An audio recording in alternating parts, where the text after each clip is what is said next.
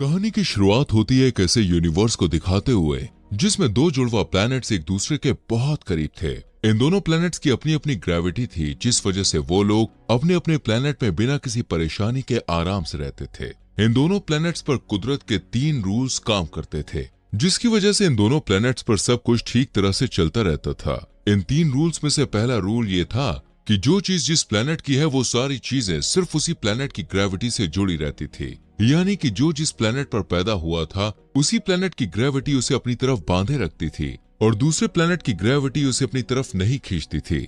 यहाँ पर दूसरे प्लैनेट की चीज को इनवर्स मैटर कहा जाता था। और अब दूसरा रूल था कि अगर कोई ऑपोजिट प्लैनेट के इनवर्स मैटर को अपने पास रखेगा तो किसी भी प्लैनेट की ग्रेविटी उस पर हावी नहीं होगी और वो अपनी मर्जी से दूसरे प्लैनेट पर भी जा सकेगा। लेकिन वहीं उन प्लैनेट्स पर कुदरत का तीसरा रूल ये था कि इनवर्स मैटर जिस भी चीज के कांटेक्ट में आती थी तो बहुत खुश होते हैं। उस फॉर्मूले की वजह से एल्बर्ट का बिजनेस खूब चलने लगता है और उनके यहाँ पहला ऐसा बच्चा पैदा होती होगी।